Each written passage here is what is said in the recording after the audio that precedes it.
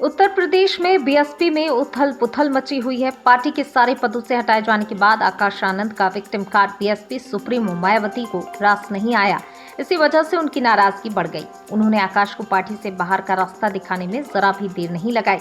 Party सूत्रों की माने तो आकाश आनंद बीते कुछ दिनों से पार्टी पर अपना वर्चस्व बनाने के लिए कुछ वरिष्ठ पदाधिकारियों के खिलाफ मोर्चा खोल रहे थे। इसमें उनके ससुर अशोक सिद्धार्थ भी अहम भूमिका निभा रहे थे।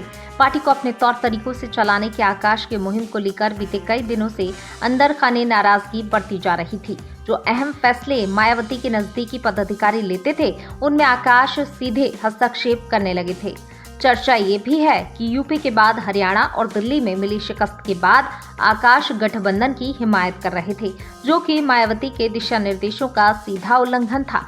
कई बार गठबंधन करने पर बाद में धोखा मिलने से मायावती इसकी पक्षधर नहीं थी, जिसकी आकाश आनंद और उनकी टीम मुखालफत करने लगी थी।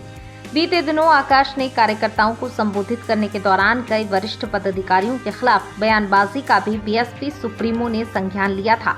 हालांकि उस वक्त उन्होंने कोई कार्रवाई नहीं की थी।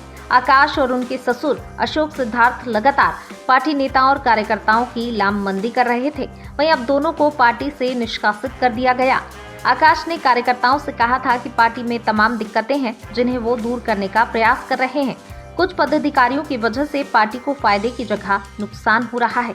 ये लोग गलत जगह बैठे हैं और काम नहीं करने देते हैं। इसे मैंने भी महसूस किया है। हम उन्हें छेड़ तो नहीं सकते हैं, लेकिन खुद को मजबूत जरूर कर सकते हैं। आकाश के निष्कासन के बाद अब उनकी आगे की राह आसान नहीं है। उनके पास पहला विकल्प अलग संगठन बनाना है, दूसरा विकल्प मायावती की नाराजगी कम होने का इंतजार करना है। हालांकि जिस तरह राजनीति में पदार्पण के बाद आकाश युवाओं की पसंद बनते चले गए, कि भविष्य में बसपा के लिए दिक्कत का सबब बन सकता है।